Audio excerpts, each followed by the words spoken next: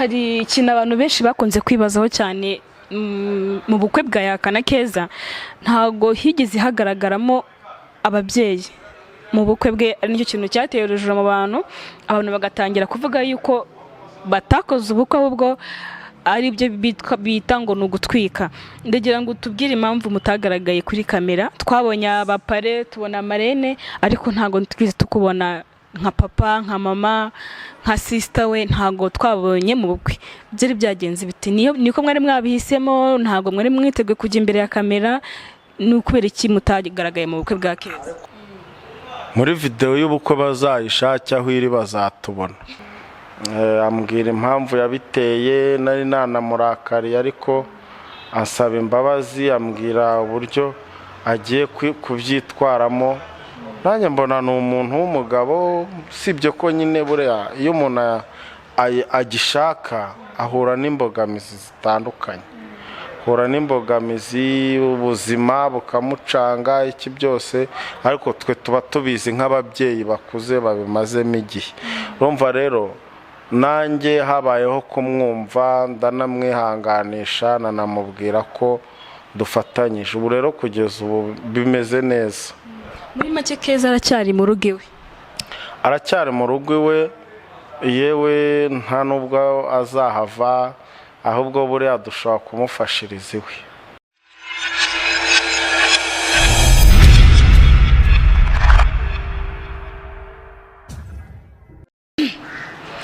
Ikaze kuri Kigali 250, kuri mikoro kumwe nanjye Sandrine.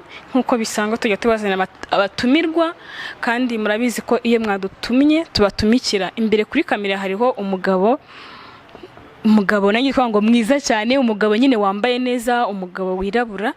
Reka wenda ndeke kubatindira, atangira twibwira amazina ye. Nitwa Papa KEZA. Papa KEZA, wow. Tuguhaye ikaze kuri Kigali 250.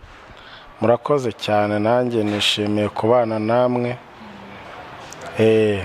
Papa ke, amakuru umeze ute mu buzima busanzwe tutarajya wenda ku bindi? Mu buzima busanzwe ndaho, ndashima Imana, nta kibazo mfite umwuka, ndahumeka, buriya nicyo cy'ingenzi. Reka wenda mbwire kameramani amfashe akamere Papa KEZA. Yambaye neza, yambaye ishati yo mu gitenge, yambaye n'itise ijya irimo akabara kari mu ishati, n'inkweto nziza cyane. Reka nyine kameramani abidufashemo, yambaye neza pe. Wambaye neza ngo ntukabya. Bitwaye iki? Murakoze, nabishimye nanjye, ariko n'ubuntu bw'Imana, nta birenze. Wenda ntabitinzemo cyangwa ntatinze, KEZA umukobwa wameze ate? Umukobwa wanjye araho, umukobwa wanjye nta kibazo afite, arimo aritegura kubyara mu minsi mike. Menya ari iminsi, ntabwo bikiri igihe kirekire, ni iminsi cyangwa ibyumweru, ntabwo bikiri mu mezi. Abantu bategereje cyane bafite amatsiko yo kurera umwana wa KEZA na Yaka, kandi nk'uko bitubwiye batubwiye ko ari vuba kandi azabyara. Ni muri uku kwa 9? Ni muri uku kwa 9, ariko nawe ubwo urabyumva nyine, uriya niwe ubizi cyane, niwe z'umunsi.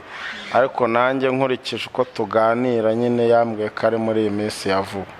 Ni ukuvuga ngo witeguye gute kwakira umwuzukuru? N'umwuzukuru witeguye gute kwakira umwuzukuru wawe twakita wa mbere? Wumva umeze ute kugira ngo numenya ngo KEZA twakita n'uwa mbere? Buriya umwuzukuru wa mbere ni nk'umwana wa mbere, nako ahubwo waruta umwana. Ni ukuvuga ngo ni ikintu kigukomotseho, ni ukuvuga ngo ni amaraso avuye mu maraso yawe. Ni ikintu gikomeye rero kubona umwuzukuru. Kubona umwuzukuru, umwana w'umwana wawe, birashimisha cyane. Nk'uko abandi bagira ibyishimo, nanjye niteguye kugira ibyo byishimo, gusa ndasaba Imana ngo bizagende neza, uwo mwana aboneke. Duheruka uri kutubwira yuko twabonye ikiganiro wakoze uri kugira inama KEZA umukobwa wawe, umubwira ati urugo nimba rukunaniye cyangwa umugabo akunaniye, waza ugataha mu rugo iwanjye ni karibu. Nyuma ya kiriya gihe inama zawe KEZA yarazumvise cyangwa habayeho kuba agitegereje kugira ngo abanze yibaruke? Nyuma byagiye kugenda biti? urumva ntabwo KEZA yazubahirije kuko buri ikikwereka ko umwana ari normal nuko afata inshingano nawe nk'umubyeyi akanaresista ku kwihangana cyangwa se akihangana agakomera ku cyemezo yafashe. Urumva rero twarayimugiriye aravuga ati reka nihangane uko biri kose nimbona nanjye bikomeye nzaza. Na n'ubu aracyari mu rugo rwe kandi ameze neza, ndumva nta n'ikibazo kidasanzwe yambwiye. Nyuma nabwo naje kubonana na Yaka, ambwira impamvu yabiteye, nari nanamurakariye ariko asaba imbabazi, ambwira uburyo agiye kubyitwaramo. Nanjye mbona ni umuntu w'umugabo, sibyo ko nyine buriya iyo umuntu agishaka ahura n'imbogamizi zitandukanye, ahura n'imbogamizi, ubuzima bukamucanga iki byose, ariko twe tuba tubizi nk'ababyeyi bakuze babimazemo igihe. Urumva rero nanjye habayeho kumwumva, ndanamwihanganisha, nanamubwira ko dufatanyije. Ubu rero kugeza ubu bimeze neza. Muri make KEZA aracyari mu rugo iwe? Aracyari mu rugo iwe, yewe nta nubwo azahava, ahubwo buriya dushobora kumufashiriza iwe. None nk'umuntu ufite umwana ugiye kwibaruka vuba ahangaha, uri kwitegura gute? Uri kwitegura hari kuko iyo umuntu agiye kubyara abakeneye ibikoresho byinshi by'umwana, ni nk'ibihe bintu uri kumukorera kugira ngo yitegure kubyara? Abakeneye ibintu byinshi, hari ibyo batarabona, ariko nka famiye kuko mama muri hafi akavuga ati ngewe nk'umwana wanjye ndi kumufasha, ibyo adafite byose ndabimufashamo. Ni nk'ibihe bintu uri kumukorera wowe na mama we cyangwa nka famiye ye hafi, nkamwe bantu ba mbere muri hafi kurusha abandi bose? Ni ibihe bintu muri kumutegurira mu gihe agiye kwibaruka, cyane cyane ko ari ejo bundi atari vuba, atari kera? Urumva buriya KEZA ni umugore, nubwo ari umwana wanjye ariko ni umugore ufite umugabo. Hanyuma umugabo we nawe ni umugabo ufite umugore. Ngo hagati yabo ubwabo bagira ukuntu batekereza ku bibazo byabo, wenda ikibananiye cyangwa icyo badafitiye ubushobozi bakaba bakwitabaza batwebwe aribo babyeyi bakuru. Njyewe rero niteguye kuba nakemura ikibazo icyo ari cyo cyose bambwira nk'umubyeyi, ariko kugeza ubu ntago navuga ngo ndi kwitegura ngo ibikoresho bimeze gute, ngo ndimo kwitegura ngo kugura amaranje, amaki, amapampa, ibintu nk'ibyo. Ibyo ngibyo ni iby'ababyeyi, ni iby'abanyir'umwana. Gusa bambwiye bagize sapoti basaba, nabasapotinga nayibaha. Ndumva nta kindi, naho bariya nta nubwo wajya mu rugo ngo umbwire KEZA ntise urabura pampa z'umwana, urabure ikindi gihe yajya nabona ko wenda usuzuguye umugabo we. Njye rero kugeza ubu nta kibazo barambwira ko nta kintu, hari ikintu bakeneye nshobora kubafashamo, ariko nababwiye ko icyo bazakenera cyose bambwira jyewe na mama wabo turi tayari kubafasha. Umwe KEZA igihe inda yamufatira icyo ari cyo cyose, igihe nta kibazo yagira, namuba hafi nkamukora ibishoboka byose. Icyo umugabo atabasha kumufasha naba mpari, nta kibazo. Urakoze cyane. Duherukana hari ikiganiro twabonye wari uri kumwe n'umukwe wawe Yakamwana. Mu kiganiro wakoranye na KEZA mbere, ntago wari wishimiye uburyo KEZA yubatse n'umugabo we, wari uri kuvuga ati uriya mugabo nakabwa kareke. Nyuma tubona mwahuye mwiyunze. Ni iki kintu cyatumye wumva yuko ibyo wamukekagaho cyangwa se ko wamwumvaga atari ko yari ameze, bigatuma muhoberana kuriya mukishimirana nyine ku buryo wahise umufata nk'umukwe wawe wa original? Ni iki kintu cyatumye uhita umwakira byoroshye n'ukuntu yakobarije umwana igihe kirekire? Urumva buriya iyo ufite umukwe nawe aba ari umwe mu bana bawe, sibyo? Iyo ufite umukwe aba ari umwe mu bana bawe. Niba ufite abana 5 umwe agashyingirwa uba ufite 6. Ntabwo rero warakarira umwana. Njyewe akenshi nari narakaye kubera nk'amakuru n'amagambo yamuvugwagaho cyagendaga bivugwa bitari byiza, ariko byaje kugenda gahoro gahoro. We aranshaka kandi ashaka nanjye mushaka, biba ngombwa ko tuganira, noneho tuganira nk'abagabo. Kandi nubwo ari umugabo ushatse vuba, njye ndi umugabo ukuze umaze igihe kinini cyane nubatse. Ni ukuvuga ngo izi nzira zose nanjye nazinyuzemo. Naje kumugirira impuhwe, ambwira ko ibigaragara nk'amakosa bizakosoka, ambwira ko akomeye ku mwana wanjye, nta kizamutandukanya, nta kizatuma umwana wanjye yagira ikibazo. Ambwira ko atazamuta mu nzu wenyine, ambwira ko atamuta mu nzu wenyine, ahubwo aba yagiye gupagasa gushaka ubuzima, imodoka igatinda ikabaraza mu gasozi nk'iminsi 2-3. Gusa naje kumvamo ikosa ry'uko ikibazo cyari gihari nuko babaga batabyumvikanyeho. Hanyuma rero kwenda ku bantu batekereza wenda ngo ni ukwivanga mu buzima bw'abana babo, ntabwo ari ukwivanga mu buzima bw'abana, ni ukuba hafi y'abana bawe. Kuko ntabwo wakwifuza ko abana niba bubatse ejo hazaba ikibazo cy'uko basenya. Ibyo byose ni ukugenda urwanya impamvu zatuma basenya, ubaba hafi kugira babane neza. Icyo namushimiye rero hari nacyo cyatumye duhoberana, nkumva ndamwishimiye, nkumva ni umukwe mwiza. Nuko naje kumva ko ibyo akora byose baravuga ngo biterwa n'inzoga, ngo mu bagore, ariko naje gusanga arambwira ati barambeshyera, ahubwo mba ndimo gushakisha ubuzima. Reka wenda nsubire inyuma gatoya. Umukobwa wawe KEZA ucyumva bwa mbere batarabana ariko bari kubiteganya, ucyumva ko kuko byanze bikunze yakaba ari umuzi, kuko yakana umuntu wari uzwi kuva kera, maze gihazwe wari umuzi wenda bajya kubana. Ucyumva ko KEZA agiye kubana na Yaka, kandi Yaka ari umuntu tuyibona ku ma social media, wabyakiriye ute bwa mbere akibikubwira ati papa ngiye gushakana n'umugabo, ugasanga umugabo ari Yaka? Wabyakiriye ute bwa mbere nkuru cyumva? Njye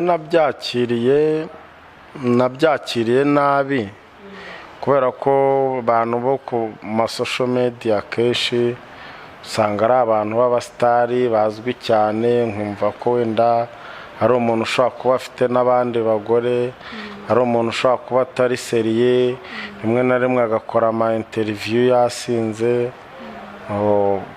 Ntago nabyakiriye neza, ariko umwana ubundi ugomba kumuha uburenganzira bwe. Niba umwana akubwira ati ndashaka kubana na runaka, ntabwo wamuhitiramo ngo umubwire ngo uyu runaka mureke ngo uhitiyemo uyu nguyu. Iryo ni ikosa. Naramubwiye, mugira inama, ndabimwereka, mubwira ingorane ashobora kuzahura nazo. Arambwira ati papa ndazizi kandi turizerana, n'inshuti yanjye, nta kindi nari kujya. Nose nari kujya se nkazamwirongorera, ntabwo byashoboka. Warihanganye uvuga kigendera? Narihanganye ndavuga ngo urugo ruhire, dukora ibishoboka. Yewe n'ukuntu bashakanye rwose wabonaga ari deregite, ntabwo ari ibintu twinjiyemo cyane, bitewe n'uko abo ubwabo ari nk'aho ari bo babyikoreye. KEZA yari afite akazi, afite ubushobozi, nayakana w'abasitari babo bene wabo baramutwerera. Sinzi uko byagenze. Wabonye babana mukwe buranye? Nabonye babana rwose, nta bintu byinshi harimo umugisha. Nabonye babana, nta bintu byinshi ninjiyemo, nta bintu ninjiyemo, barekera. Abantu benshi bakunze kuvuga ko uri umunyamahirwe kuba warabyaye umukobwa nka KEZA, kuko abantu benshi bazi ko KEZA ari umugore wihangana, ari umwana uzi kwihangana, ufite umutima ukomeye. Muri comment njya mbibona bavuga ati KEZA uzi kubaka, KEZA ihangane, KEZA bibaho ni intambara uri kurwana. Turagira ngo duhe ishusho KEZA umutima afite wo kwihangana, kandi ku myaka mike afite, kuko ntago afite imyaka mike cyane, ariko uburyo yihanganamo nk'umuntu mukuru kandi afite imyaka mikeya. Wamureze gute? Duha ishusho basi gakeya uburyo KEZA wamureze, ku buryo abo umwana ufite umutima nk'uriya kandi ushaka kubaka, mbese yihaye intego byanga bikunde ayigeraho. KEZA wamureze gute? Ni kihe kintu wakoresheje kugira ngo umuhe buriya burere bwo kugira ngo agire umutima wihangana kandi wo kubaka kandi yihe intego kandi birangira yegezeho? Rero buriya kuvuga kuri icyo kintu biragoye. Nshobora kubanza kuvuga kuri abo bavuga ngo arihangana. Buriya nta muntu utihangana kuri iyi si, nta muntu utihangana. Gusa by'umwihariko kububatse hari igihe ureba ngo ni ukwihangana, ariko buri muntu wese ucyubaka ukinjira muri situwasiyo yo gufata inshingano z'urugo arihangana, kuko baba ari abantu babiri bakuze batava inda imwe. Umwe yakuriye ngareba nkayaka, yakuriye Kongo, undi akorera mu Rwanda. Urumva baba ari abantu badahuje umuco, ku buryo kugira ngo bazahure biba bigoye. Rero ikintu biba bisaba kwihangana, koko bigasaba guca bugufi no koroha no kubona ko ibyo udafite uyu munsi uzabibona ejo. Rero kuri icyo ngicyo ngewe icyo nakivugaho, nta bundi burere budasanzwe nahaye KEZA, ni nk'ubwo nahaye abandi bana, cyane nk'ubwo umubyeyi aha abana be. Gusa nyina yamuhaye impanuro agiye kugenda, aramubwira ati nyine impanuro ababyeyi baha abana, aramubwira tuzihangane ibyo uzahura nabyo byose. Ati upfa kuba ugiye kubaka, uzamenye urugo rwawe, wubaha umugabo wawe uko bizaba bimeze kose, ubuzima mwabamo kose, bwaba bubi bwaba bwiza. Ndumva rero ibyo ngibyo ari byagenderaho. Ikindi buriya hari ikinyarwanda abanyarwanda bajya bavuga ngo umwana arivukira. Oya, buriya bitandukanye no kuvuga ngo umwana arivukira. Iyo ni imigani ibiri itandukanye, ariko ko umwana arivukira ntago ari umugani urebye. Uwo umwana niwe wiha ingobyi, ni umugani, ariko umwana arivukira bitandukanye, ni imvugo ifite ikisobanuye. Umwana kwivukira rero ni ukuvuga ngo ushobora kubyara umwana akavukana n'abandi, wenda ntumuhe n'uburere budasanzwe, ntugere n'ibyo umubwira bidasanzwe, ariko ugasanga we afite umurongo ariho adashobora kuvaho, kandi ugasanga abandi birabananiye. Ni ukuvuga ngo KEZA yavukiye muri situwasiyo y'umujyi, yigana n'abanyamujyi, ariko ntiyabasha kwitwara kinyamujyi, ntiyabasha. Njyewe uko namubonaga nk'umubyeyi, wenda hari abandi bo hanze bafite uko bamuzi, ariko ubwo urumva ko bamuzi neza. Njyewe nanjye uko bamuzi neza niko namubonanaga, nkabona atandukanye n'abandi bana usanga bafite imico itandukanye. Ubundi KEZA nta nubwo natekerezaga ko yahita ashaka aka kanya. Umenya gufata uriya mwanzuro wo gushaka ari uko yavuze ati wenda ejo ntazarumba. Hari terimi iriho bavuga ngo umuntu afite ubushyuhe. Yari afite ubushyuhe buratandukanye. Njyewe ndi nararibonye kuko ndakuze. Ubushyuhe baba bavuga ufite ubushyuhe ntabwo wajya gushaka. Kandi ari gushaka ngo kugira ngo ubushyuhe bushire. Oya, iyo ufite ubushyuhe ushaka abagabo benshi. Ubwo ntabwo ujya mu rugo. Ukwanga abo basore bafite ubushyuhe n'abakobwa bafite ubushyuhe. Si wa mukecuru mwavugaga, uriya mukecuru ntabwo yavugaga bashatse bari mu ngo, yavugaga urubyiruko abona rw'iki gihe rwirirwa rwiruka. ugasanga umukobwa yiruka mu bahungu, uyu munsi yagiye ejo bundi yagiye aha. Umuhungu nawe aho aba muri ya mazu yabo bita ngo ni geto, hasibanamo abakobwa, umwe asohoka yinjira, nibwo bushyuhe. Ni ukuvuga ngo ubushyuhe iyo ubundi iyo umuntu afashe umurongo wo gushaka hari ibyo abaretse akajya mu bindi, abavuze ati ngiye guhitamo umurongo wa data na mama, niwe mpisemo, singiye kuba ikirumbo. Rero iyo utinze ahubwo hari igihe wa murongo mwiza wari uriho uvaho, ukaba ari bwo ukomeza bwa bushyuhe. None hari ikintu abantu benshi bakunze kwibazaho cyane mu bukwe bwa Yaka na KEZA, ntago higeze hagaragaramo ababyeyi mu bukwe bwe. Ari nicyo kintu cyateye urujijo mu bantu bagatangira kuvuga yuko batakoze ubukwe, ahubwo ari byo bita ngo ni ugutwika. Ndagira ngo tubwire impamvu mutagaragaye kuri kamera. Twabonye abapare, tubona amarene, ariko ntago twize tukubona nka papa, nka mama, nka sister we, ntago twabonye mu bukwe. Byari byagenze bite? Niko mwari mwabihisemo? Ntago mwari mwiteguye kujya imbere ya kamera? Ni ukubera iki mutagaragaye mu bukwe bwa KEZA? Ubundi iriya ntago yari video y'ubukwe. Muri video y'ubukwe bazayishaka aho iri bazatubona. Ariko je niba ndi mu bukwe bw'umwana wanjye nkavuga ngo abo banyamakuru sinshaka ko bamfata, ntabwo nzi aho babijyanaga. Ntabwo ubukwe bw'abantu bose ariko hazamo abanyamakuru. Kandi sinumva ko bari abana banjye ariko bari babibyamamare birenze ku buryo bari kujya mu itangazamakuru bakagaragaza n'ababyeyi n'iki byose.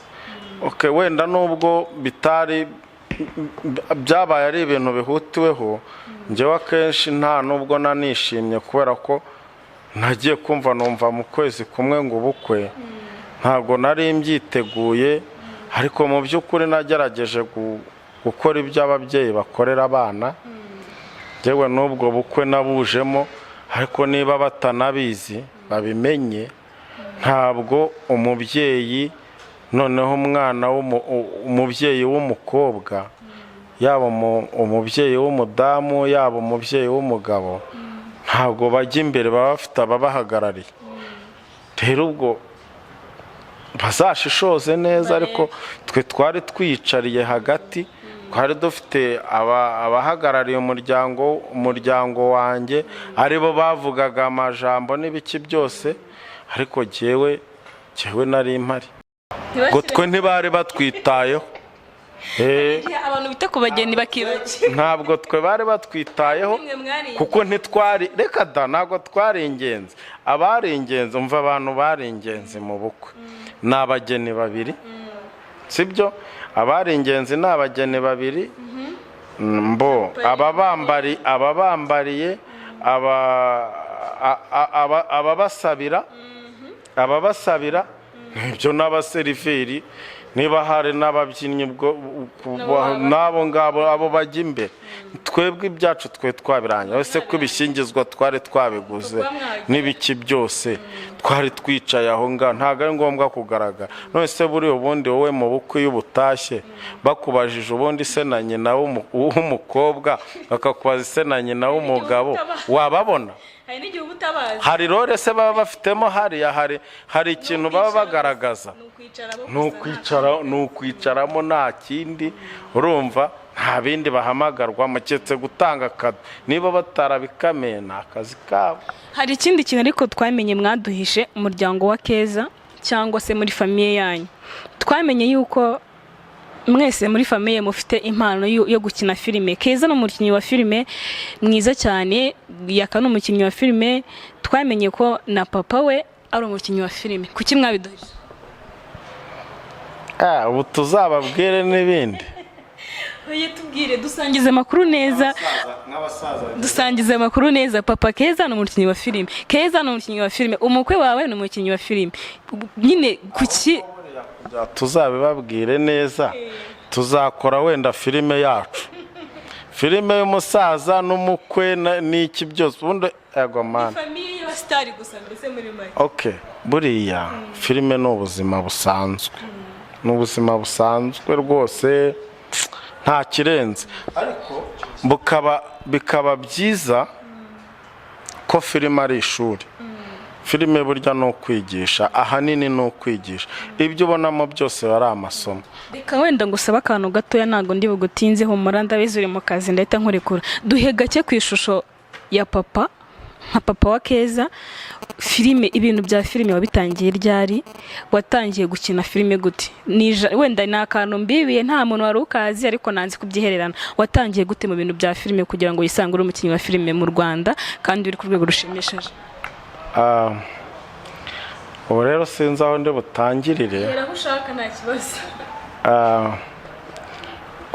Kucyo wari uvuze ngo ni ibanga ubibiye, iyo dukina filime nyine harimo wenda batanzi, kuko filime hari igihe umuntu aba akunda filime runaka nkaba ntarimo, hakaba hari uzikunda zose, hakaba yarambonyemo wenda nkini igice gito, hakaba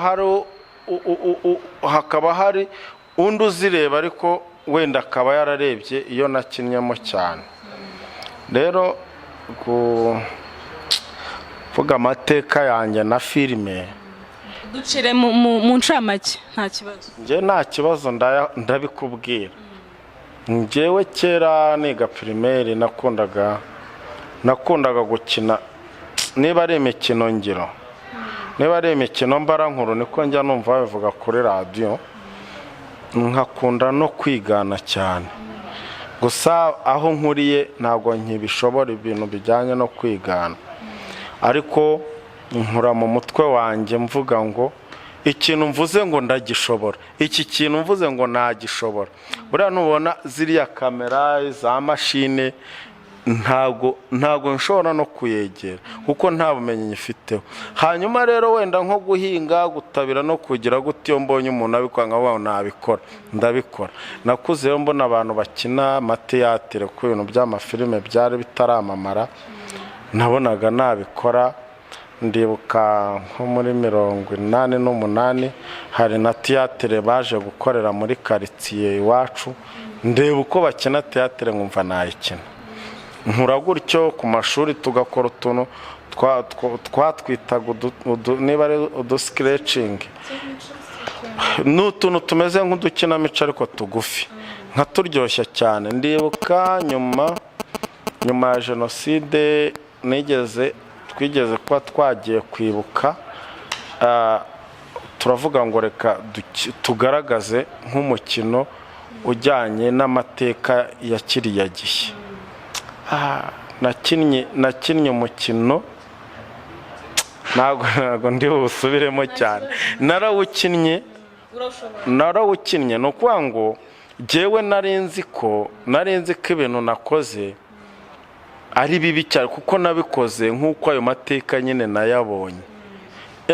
nayabonye ndakina, ngira ngo navuga ko ari igihe wari meyinakita, urumva.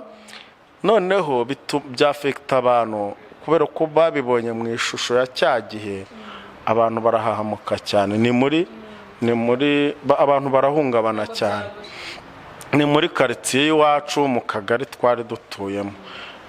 Ndavuga ndakosheje, sinzongera ndabyibagiza. Ubwo byakomeje bityo, ahantu byaje gusa nk'ibitangiriye, filime nkajya nzibona zinyuraho zizacuzwaga ku masede, birakomeza. Hanyuma 2010 abana bo muri kaminuza, icyo gihe nakoraga muri kaminuza bayita Kaminuza y'u Rwanda ishami rya Nyagatare, narahakoraga. Abana bakora filime bansaba ko nkinamo ndi umusekirite. Ariko urumva nyine nari icyo bita mufigira, nari nsobanutse nyine. Ndakina nakira abanyeshuri kandi ndi karume, ndabishobora cyane, baranshima cyane, banayisobe bayinyeretse mbona ni nziza cyane. Ndavuga ko se ko nakinnye gato nibura nzakina mu zindi. Ndakomeza 2013 haza abana bo muri kaminuza nanone bakora casting ya teatire iyo bitaga Siga, ejo yanyuraga kuri Nyagatare, niho nari ntuye. biza baza bankoresha casting ndayishobora nkinamo ndatsinda nkinamo ndi gitifu nari gitifu nari umuyobozi urumva nyine théâtre filime ni ibintu bigenda bijya guhura ndakina narakundwaga cyane nk'umuyobozi nkomeza gutyo 2015 haza kuba casting ya filime abantu baturutse i Kigali bashaka abakinnyi mu ntara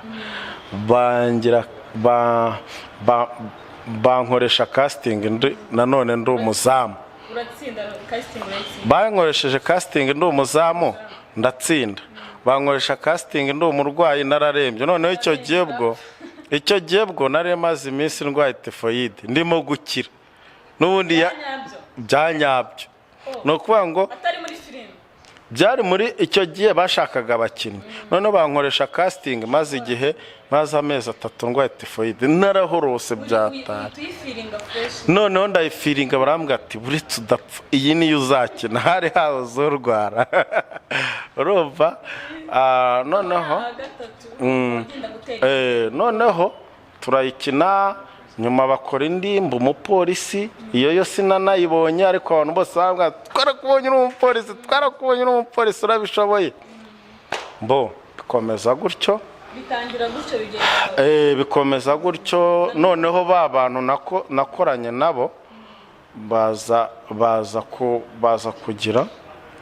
baza kumfata barambwira bati dukorane filime icyo gihe twakinnye filime yacaga kuri Flash TV yitwaga kubera iki iyo ni filime n'ubu ngubu inyura n'ubiri kuri YouTube ntabwo ikinyura kuri Flash ariko nayikinnyemo ngira ngo abayireba bamenye ku mvange nari ifite n'umugore mfite n'urugo ariko nari mfitemo sene ihoraho icyo gihe nayo nayikinnye neza pe ko watangiye kera kandi na n'ubu yisaba ukabukize wambwe nkubwire hanyuma mu minsi mu bihe byashize icyo gihe nyina muri iyo filime nza gukina no mu muturanyi nkina mu muturanyi igitangira ariko nkina nyine sene ngufi nza gukina nyuma mu bihe byashize nabwo nakinnye muri ejo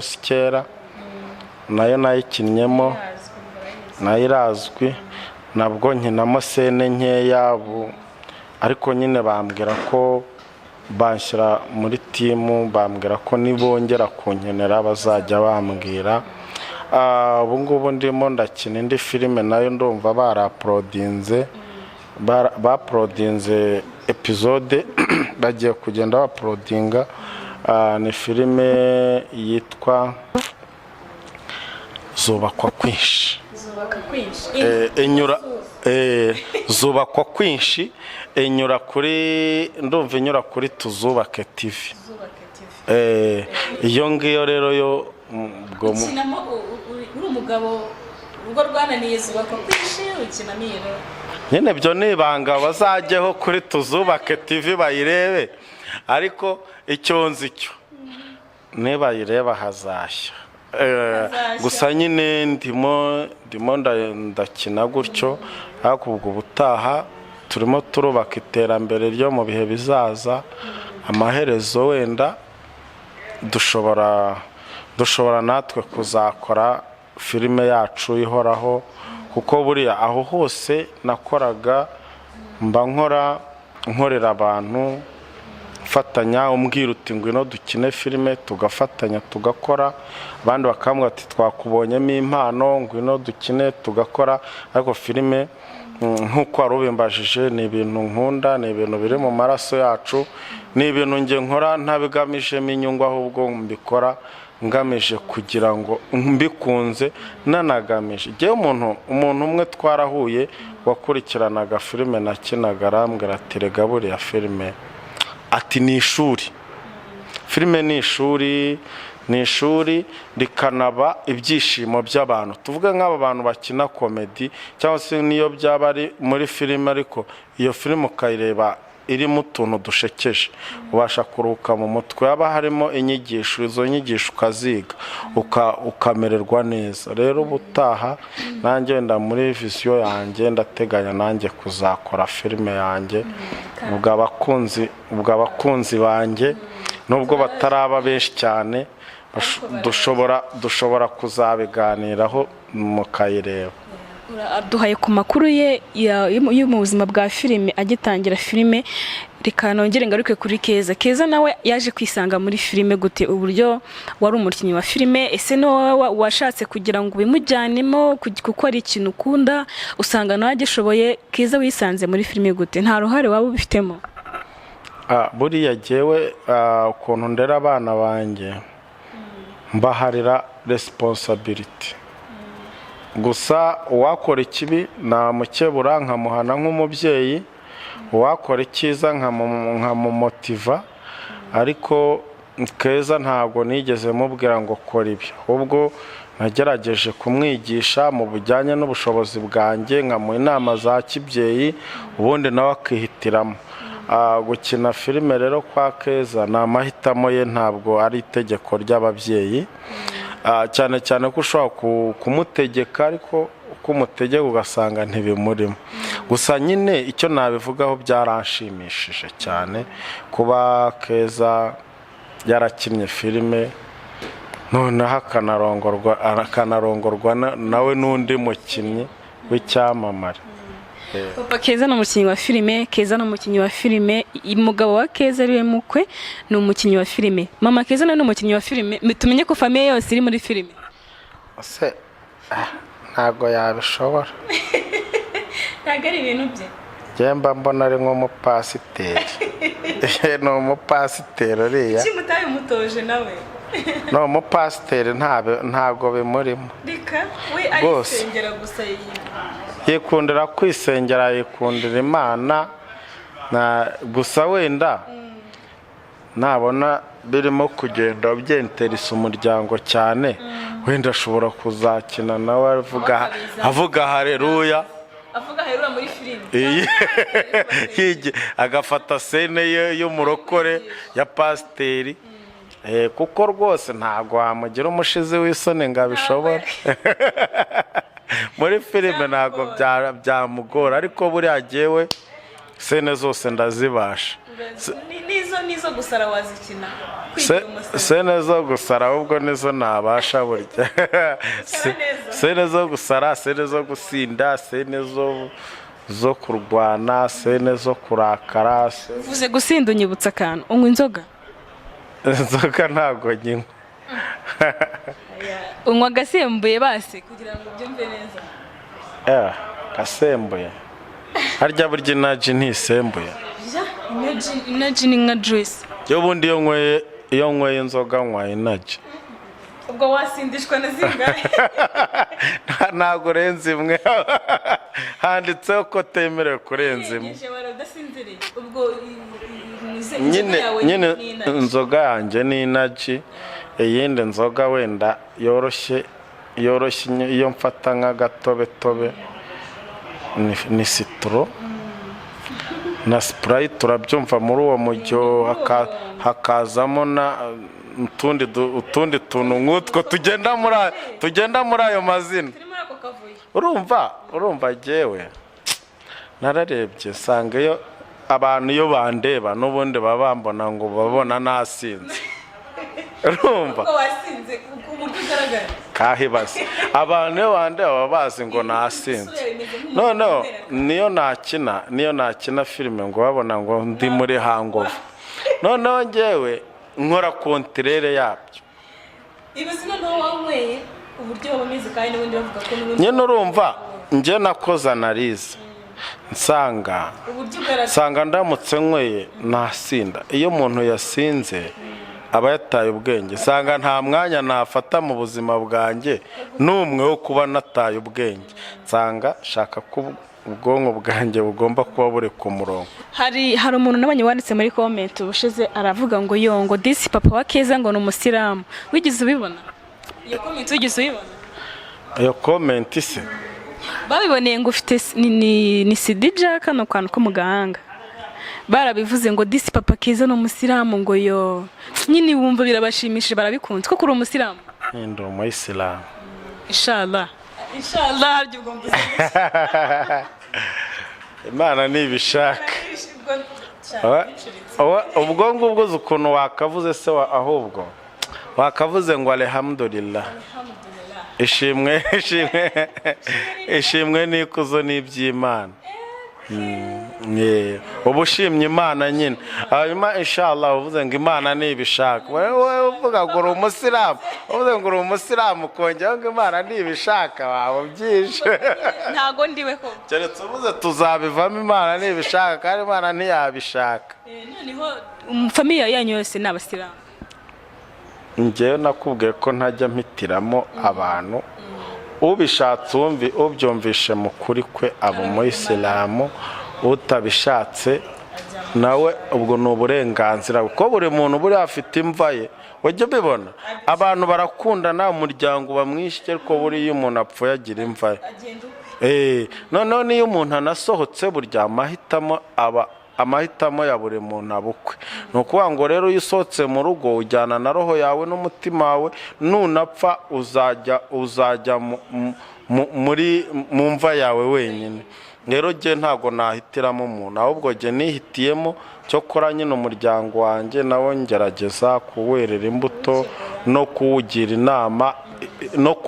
inama izawurokora ku munsi w'imperuka Keza we yaratubwiye ko ari umurokore niko yatubwiye ntago tubizi neza ariko dukurikira amagambo y'abantu nyine niko yayivugiye urumva niba wenda uri umusiramu yakaba yarakurikiye idini rya papa ariko we yaravuze ati reka mbe umurokore urumva ko nawe n'ubundi ni kimwe ko n'ubundi nawe ntago abarokore bajya banywa inzoga icyo mudahuriyeho wenda ni mu buryo bw'imisengere ariko kuba mwese mutanywa inzoga mubihuriyeho muri famille ntago nyine wowe kubona Keza wenda atari umusiramu ntago bijye bikubangamira ku giti cye ngo wumve umwana yaratereranye idini yavukiyemo njyewe buriya Keza jye yaje kumbwira ko ku ishuri ahantu yigaga yaje gukurikira bya kirokore abana be b'inshuti ze bose ni abarokore baramwigisha ahitamo kuba umurokore rero buriya abana hari aho bagera